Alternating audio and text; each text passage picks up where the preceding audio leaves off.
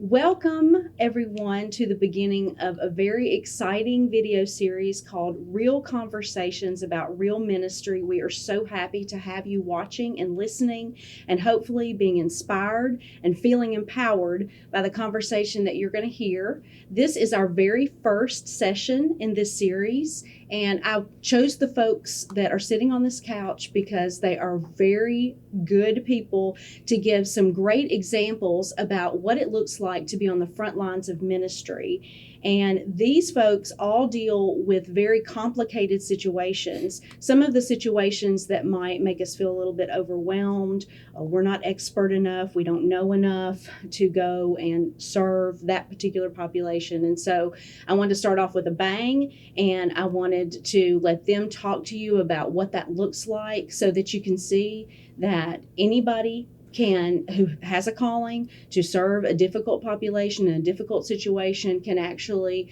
fulfill that calling. But we wanted to talk about some of the things that we hope you know before you go. And so I think that this panel of experts will give you all kinds of great information to get you started planning a ministry or an outreach in your particular faith community. So I'm going to briefly introduce each of these panel members, and I'm going to let them talk to you more about what their organizations do and who they are. But before I do that, I would like to tell you a little bit about the State of Tennessee Faith-Based Initiative. I am Amy Bechtel, and I am the Faith-Based Community Coordinator for West Tennessee. And it's my job to connect the faith community to resources so that the faith community can leave the building and actually go out and serve in whatever way that looks like for them and according to your congregation culture. And so I bring people together.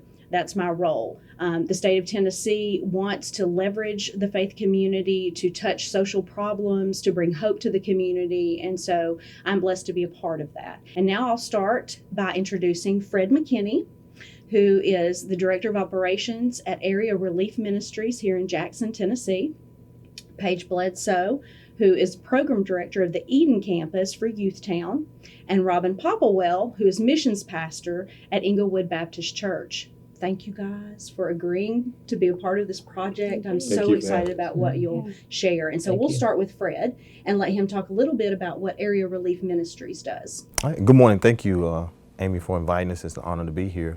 Again, I'm Fred McKinney with Area Relief Ministries, Director of Operations there. Our primary focus is on working with the homeless population here. We offer shelter, rapid rehousing for families that are homeless or individuals. We also have a transitional work program that we do to offer jobs to help our homeless get back in the workforce. We also have an 8-bed facilities called Turning Point for men that are chronically homeless as well in Jackson, Tennessee. Awesome. Thank you so much. Thank you. Paige? Hey. So work for Youthtown of Tennessee. We now have 2 campuses, the Jericho campus for boys and the Eden campus for girls, serving a total of 32, moving to 40 on the Jericho campus, and Eden currently can serve 12. It is a residential treatment center. It is Christ-centered with professional treatment interventions with licensed clinicians there and wonderful treatment team of people serving and walking out seeking healing and recovery and life change to better themselves moving forward, drug-free, substance-free, and with overall well-being with all that goes with that. So it's a wonderful place. Amazing. And Robin, what do you do at Inglewood Baptist Church? What do you not do at Inglewood Baptist Church? I do not lead the worship because I can't sing. That's one of the main things I do not do. So, no, I'm the missions pastor here at Inglewood, and that role has just been combined. So, I was the local missions pastor for 4 years, and global missions has just been added to my umbrella. So, our tagline is basically we're trying to take the gospel from the neighborhoods to the nations. Mm-hmm. And a lot of people think that has to look very different. But in reality, the gospel flows through both of those. And so we may take the gospel in a different way to someplace overseas than we might next door, but the gospel is never changing. And so how we impact communities, how we impact children, families, family units.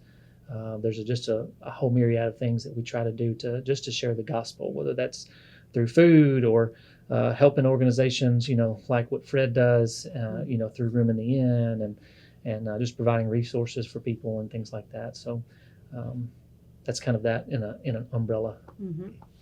So I'm going to start with Robin and pick on him a little bit because I know that his ministries touch a lot of different, what I think would be called very scary situations. I know there's a program at Inglewood where the church partners with a ministry called Scarlet Rope, which serves women who have been in trafficking situations and who are seeking recovery and treatment. And I would just like you to talk a little bit about some of the things that you've experienced bringing in church volunteers to a scenario like that. Mm-hmm. Sure. Well, that partnership started probably 3.5 years ago, and our intent in missions was to actually be a part of that overseas. Mm-hmm. Our church just had a vision to be a part of human trafficking and sex trafficking specifically, and so we were under the impression that only happened in foreign countries and things like that. And so really through a divine appointment with Julianne Stone, who's the director of Scarlet Rope Project, we were able to have lunch one day, and she just began to shed some light on that's not an overseas type thing. And so as we begin to work through and pray through what that looked like for our church to be involved, as we begin to understand that that's a problem right here in Jackson. Mm-hmm. It's a very big issue, actually. We just began to understand that that's not something we had to go across the pond to be involved with. And so training is a big part of that for our church people. That's been a big part for myself and for our mission staff and for a lot of our staff here at the church. Just understanding that, there are signs, there are markers, there are conversations that you can have and that you can't have. What am I looking for? What am I listening to? Because it's one of those things that for the women and for the men that are being trafficked, they're for the most part never going to come out and say, hey, I'm in trouble. Mm-hmm. You have to be able to learn what you're looking for and what you're listening to. And so the training is a huge part of that. I was very scared on the front end, just being honest. Mm-hmm. I was nervous. I don't know what this is going to look like. I don't know. And just to be honest, being a man and then being a father, mm-hmm. being a husband, I have this innate, really kind of protection drive that's inside of me. And so on the front end, I thought I'm going to be kicking in doors and dragging women out and holding them and rescuing them, and fires going off in the back, and there's music playing, and and all of this pomp and circumstance, and I have none of that, and none of that happens. And so there's a lot of teaching our volunteers, here's what we're doing, this is what it is not. You're not mm-hmm. kicking down doors. You're not, dragging men out that have control of these women and putting them in handcuffs. Police are not coming in, but it has nothing to do with that. Mm-hmm. And so at the very core, again, is the gospel. And so when we knock on doors to hotels, we're passing out food, just saying, hey, are you hungry? And because of the training, we're teaching our volunteers, here are the signs and the markers and the conversations that you're having. And if you notice those things, mm-hmm. all we are is a frontline worker. We're not kicking down doors and things like that. We're just taking notes, and we're loving on people, and we're doing ministry, and we're sharing the gospel. And as we see things, we're passing those things along to places like Scarlet Rope and other organizations so they then can follow up. This has been remarkable. The last 3.5 years, we've seen, roughly about 20 women come out of the hotels from us. Amazing. That have gone through Scarlet Rope. And there have been countless others that have gone in and out of Scarlet Rope through things that we've done. And that's not to pat ourselves on the back. The Lord's just been very good to allow us to be a part of those things. And so helping our people to understand that. Mm-hmm. And it's just amazing to watch our volunteers to go that first time and then come back and have this light bulb go off mm-hmm. of, oh, that wasn't a big deal. Mm-hmm. I just simply hand them some food, and we have a conversation, and I ask them questions. They ask me questions. We pray for them. We love on them. Mm-hmm. We share the gospel with them. And after that, it's really in the Lord's hands. Mm-hmm. So that's really what our job is on the front line with that. I wanted to start with you, Robin, because of that scary situation because a lot of people are very overwhelmed and they do have that whole cinematic thing just Right. that plays out in their mind about what this might look like. But doing the Lord's work can be just as simple as loving God 1st Mhm. and loving people. That's right. And it's so inspiring, and it to me is calming and empowering Mhm. to hear you talk about that. Mhm. And there were two big things I heard in what you were saying too that were very important. One, training. Mhm. Okay, because we do have misconceptions, right? We have these ideas about what this is going to be like, and we need to fix those, and we need to educate, right? Another thing, partnership. Right. So you're partnered with Scarlet Road, but also Tennessee Bureau of Investigation, Mhm. so that they can come in and do that proper training. Mhm. And so that's going to lead me to volley the ball to you, Fred, Okay. because one of the things that I love about ARM is the Room in the Inn program, and that is a model partnership program between a nonprofit and all kinds of churches, all different churches, all different denominations. It's kind of a rare situation. So would you mind telling us a little bit about some of the things that you've seen with involving all these different churches with the mission of helping people find somewhere to stay for the night, actually, right? Talk Yes, about Room that's in the correct. Inn. Well, Rooming In is a program that's been, it didn't start here in Jackson. It was a program in Nashville, Rooming In Nashville. Started about 14 years ago with 4 churches that had the same idea, that was fearful of what it was going to look like. They was fearful of the men coming to the church, in the church, and the homeless that we were looking to serve were afraid to go into the church because they thought that it was just going to be a bunch of preaching and different things, and a lot of them are afraid of just the church, of just the stigma. So that's some of it. And what we do training as well with the churches, we started off doing coordinators meetings once a month, and it kind of went to every twice a year type of thing, where we train them. If a new church is coming on board and is kind of afraid, we don't just let them host by themselves the first night. A staff person tries to be there. We try to partnership them with a church that has carried the mission for a period of time. A lot of people come in thinking that afraid of not knowing what to say, what to do, and they leave with an experience like Robin said, the light goes off. This was an eye open. They think they're going to minister to the men. A lot of time the men are ministering to them because they're great people. They're great. They got a great story. Some of them are very humorous in what they do, and so it's a great ministry where churches can get involved and reach out and work with people that we may say the least of them are different from us, but in so many ways they are us, because we're all sometimes facing homelessness, or like with the pandemic, people are being furloughed or people are losing jobs. So it's a real cycle. So I want people to challenge to be engaged, to appreciate their life and value the life of others that may not have what they have. Absolutely.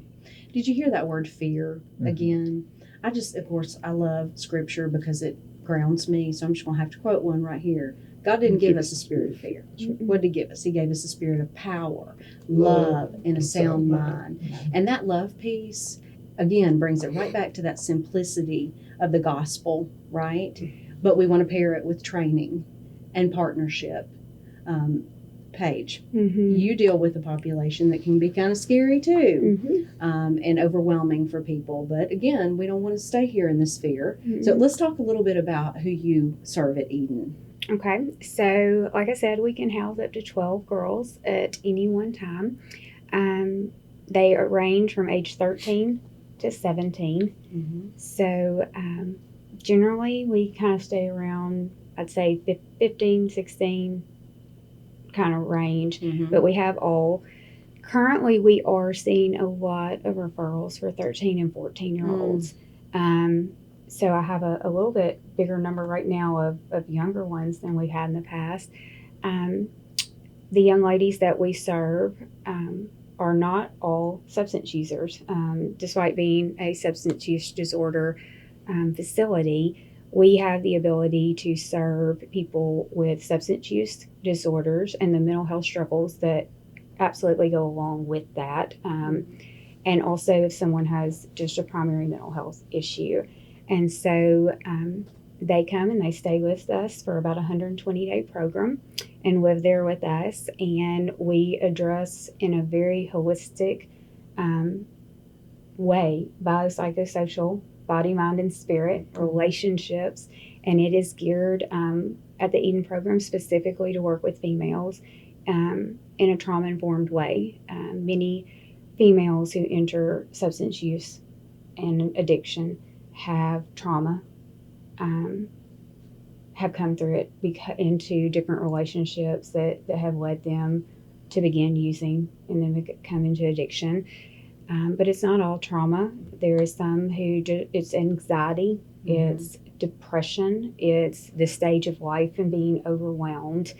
And but all of them are there to figure them out, basically, is how we look at it. Figure out who you are and to be able to know your worth and your value, and a means of healing and finding new ways to cope and walk through life in a good way. And our foundation, we tell them, Jesus is the reason we're here. He's a part of this program. And we use Celebrate Recovery as our 12-step program. Our actual group that we do is a gender responsive 12-step group for women. But he is a part of everything we do, and they know that.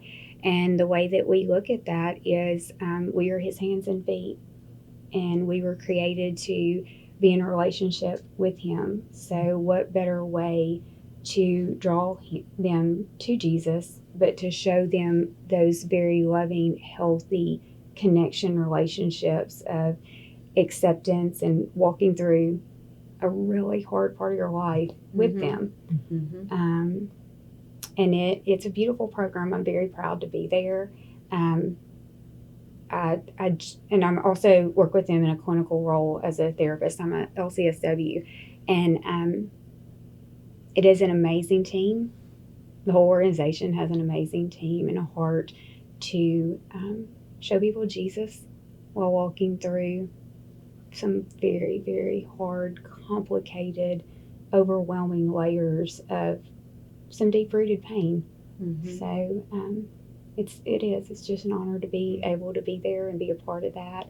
And I always say, sitting with any client, because I've worked with adults and kids, but working with the girls, it is an honor to sit in space with them, because to speak your story is really hard. Yes. I'm glad you brought up stories, because sometimes one of the most powerful ways for us to understand that there's not this big ditch where there's an us on this side and a them on this side is to actually share stories. I loved what you were talking about with Room in the Inn, people discovering that these guys are not, them. They're us, and we worry about things like, what am I going to say? Or how would I relate to an addicted teenage girl? Or wait, trafficking happens over in those foreign countries, right? And we just feel this separation, but that separation is a lie. It's a barrier to service. And one of my hopes in having this session is that people will hear that message, that they will understand the simplicity of love and the fact that we all have similar needs. We all have similar fears. We all are part of the same human family, is that point that unites us.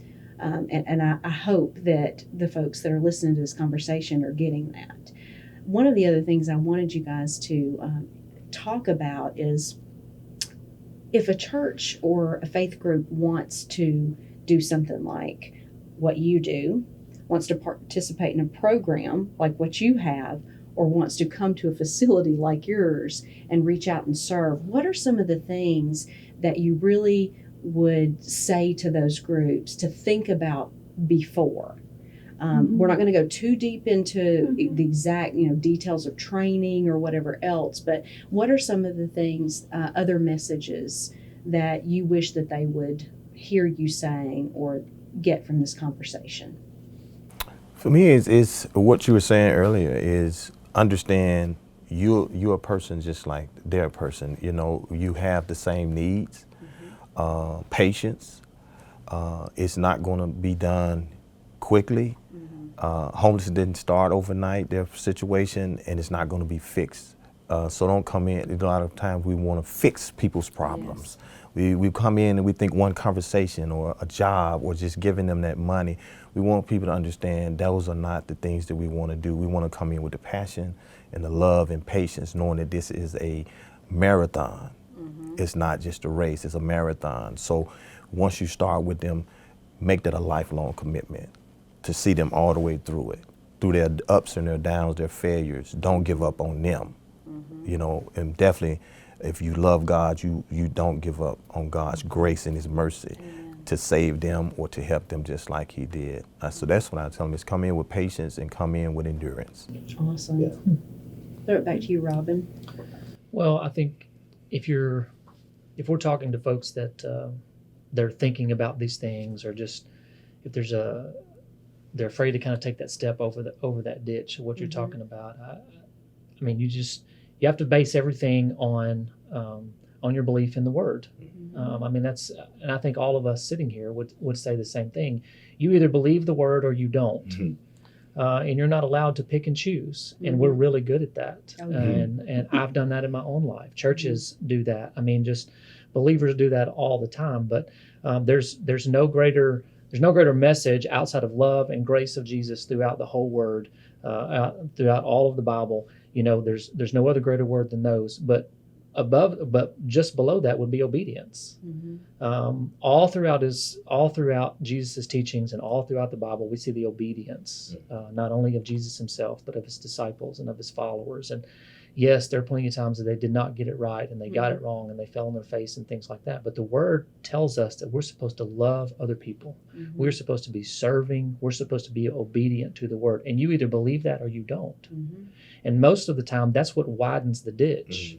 We try to place the blame on, oh, well, they don't look like me, they don't sound like me, they don't smell like me, they talk different than I do, and all those kind. And we place those things as the blame. That's why I don't want to go and work at Room in the Inn. That's why I can't go to Eden. That's why I don't want to serve in Mission Jackson or work with Scarlet Rope.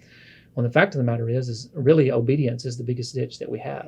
And so once we understand that God's calling us to serve, and we step into that light and say, I'm willing to do that, 8 times out of 10, that's my stat. That's not any great state of Tennessee stat, but 8 times out of 10, that knocks down most of those barriers. And then it becomes just like Fred says, it just becomes, listen, because of the grace that Jesus showed me, all I've got to do is show that grace to the person I'm talking to. And once I do that, now all of a sudden I'm, there's not any more barriers there. And yeah, you can talk about training, and you can talk about there's things you say, there's things you don't say, and and that begins to get in the weeds, and all of those things have to happen. But first and foremost, between you and the Lord, you've got to be able to take that first step of just obeying, what He wants us to do in the first place. And once you do that, I think all of these other things begin to fall into place. That's beautifully Has stated. that openness. Absolutely. And just being open to what does that mean and finding that out. And I'll just let you keep talking. What about from your perspective? Well, I agree very much with both of them, and that it does. It begins with where, too. I do think people are called to work with different populations and are given a passion for certain areas that just are that calling to them. And when I said openness, what I mean by that is in that openness, it begins with the openness to learn what works best to serve them best. Yes. And how to minister to them best. They're all very vulnerable populations. Not knowing their history, we see one thing. We see sex trafficking. We see the drugs, the alcohol.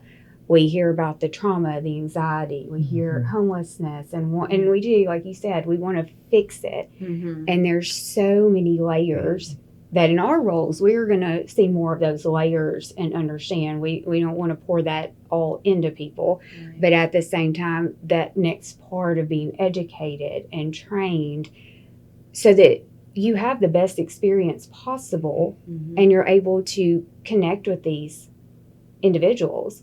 And I know for us, and it's very much just an understanding of we're a residential facility and we have minors. Mhm.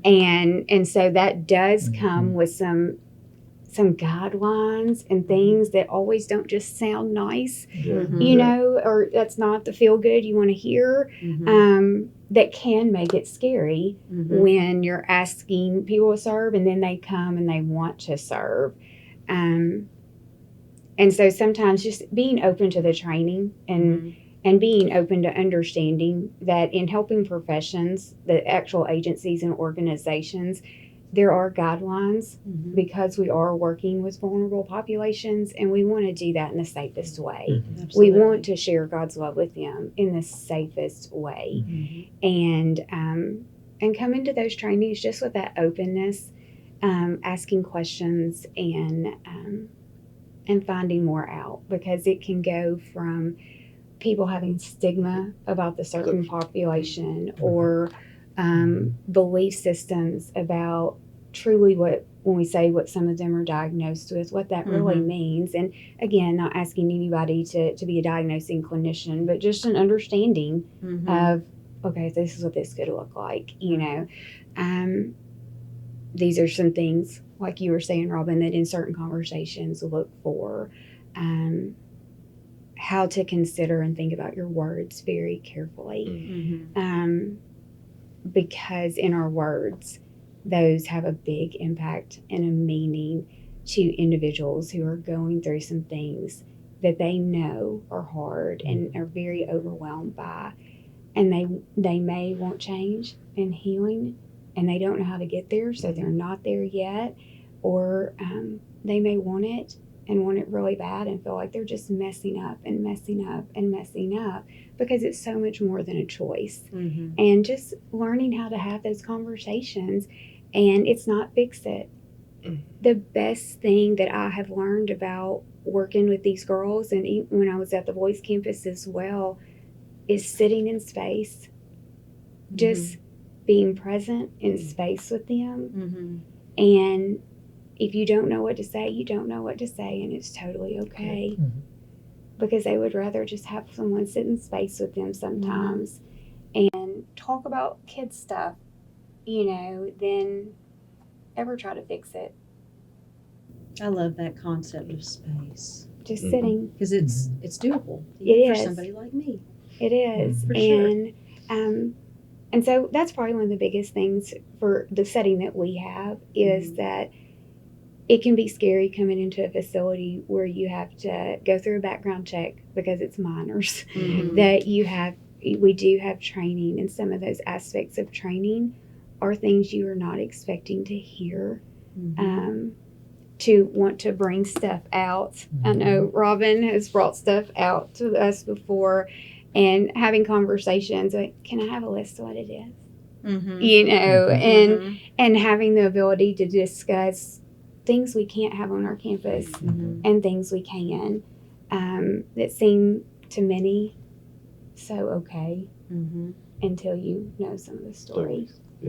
Absolutely. So this is making me think about another component we haven't touched on, and that is when we serve, especially when we serve intensely with commitment. And these kinds of service opportunities require that. It's not, I'm just going to show up on Wednesday night and we're going to do this thing. You know, this is a little more complicated, a lot more complicated than that. I remember sitting in one of Robin's trainings and him saying, this is not Facebook feel good. You know, you're not going to be doing selfies over here when you're doing this. And there are opportunities for that sort of thing, and that is absolutely fine.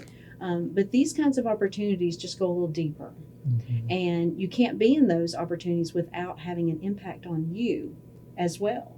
You know, we're talking about how people come out of a room in the end experience and go, oh, they ministered to me. But especially when we're dealing with pain, with trauma, we're having difficult conversations. Maybe we're experiencing scenarios that we've never dreamed of before or even thought were could possible. Be real. Right. Sometimes that leaves a mark, but there are ways to do that, to handle that, to serve successfully. Does anybody want to touch on that a little bit? I can. When you work with teenage girls, because I'm just going to focus on being with the girls right now,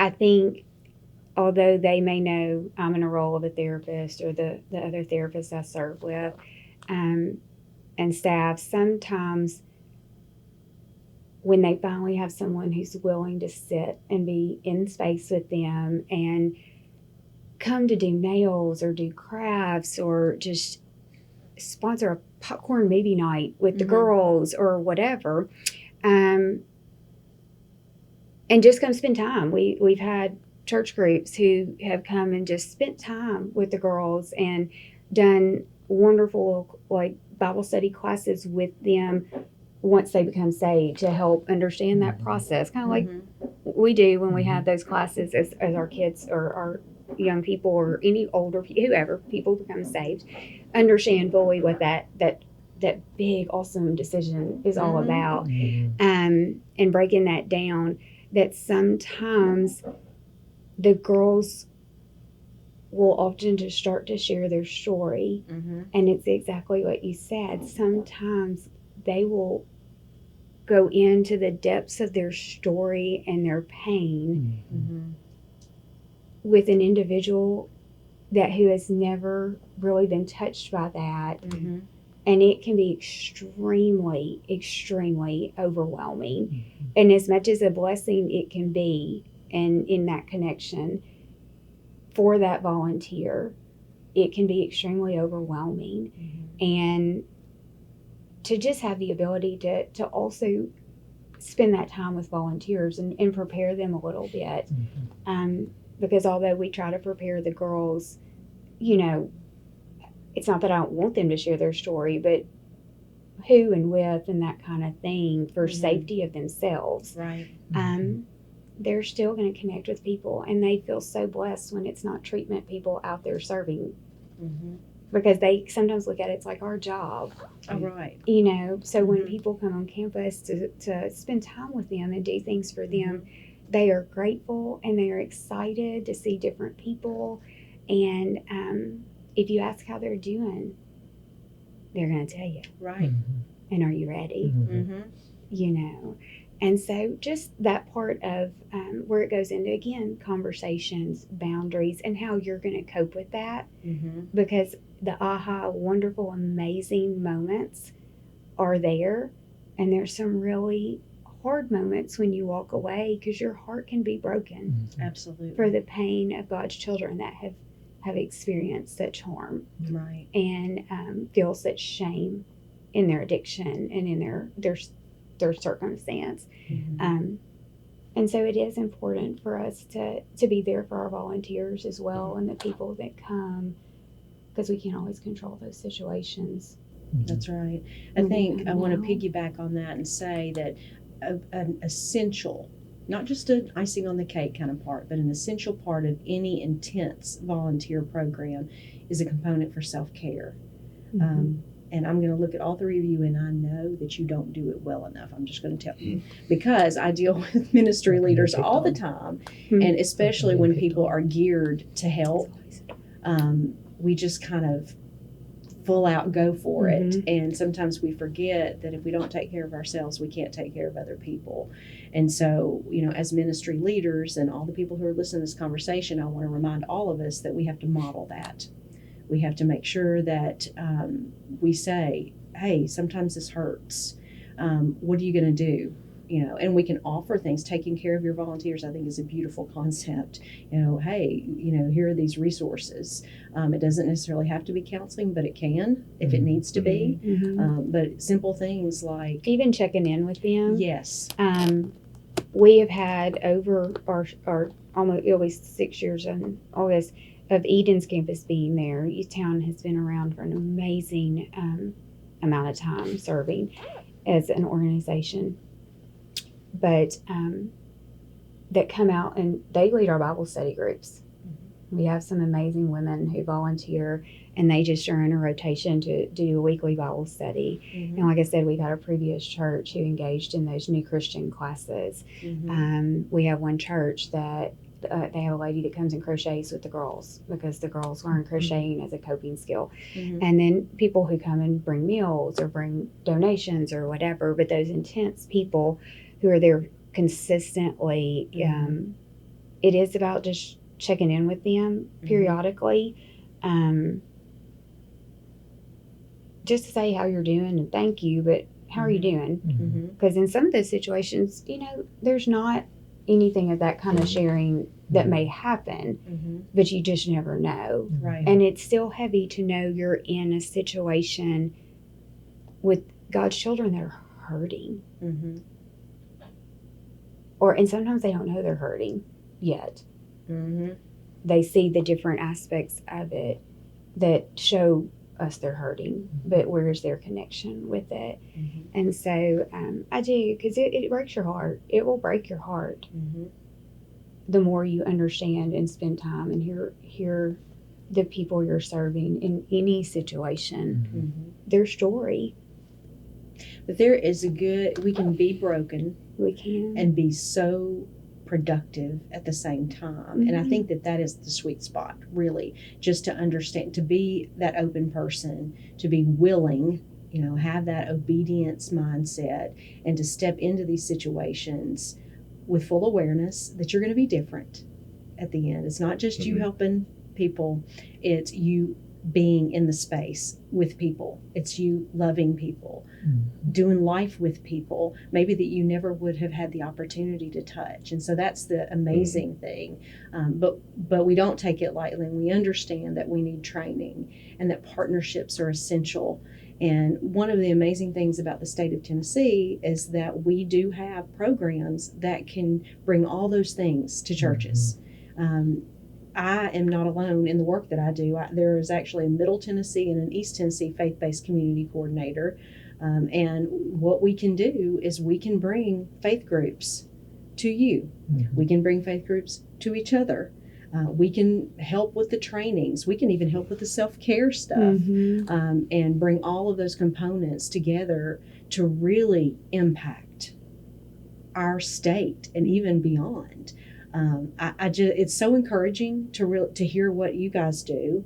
It's so amazing to think about the ways that others can come alongside you, even in the toughest situations. That's why I wanted to start here, because hopefully, if we can start here and realize those things that we imagine are so scary and overwhelming and out of reach, maybe you can have a drive-through parking lot grocery, run. If you know that you can actually touch human trafficking, homelessness, addiction, and mental health. I mean, these things are doable, right? I hope everybody who has listened to this conversation has realized again that it's as simple as love. It's as simple as the gospel. It's as simple as the willingness to be obedient. And I want to encourage everyone who has listened to this session to feel free to reach out. If you are inspired, if you feel empowered, if you're hearing that call to deal with this amazing opportunity that's before you to serve people, then you can reach out to me at amy@jmprevent.org. That's amy@jmprevent.org. And I can connect you with a nonprofit, another organization, even your faith-based community coordinator if you're in Middle and East Tennessee. And we just want to thank you for being a part of this conversation. Know that there are people in the faith-based initiative across the state who are already thinking about you and your calling and ready to serve you. I am always praying for new organizations and new faith communities to be a part of solving the solutions or solving the problems, creating solutions for what we see, the people who are hurting in our communities. We thank you so much for your heart for service, and we look forward to helping you.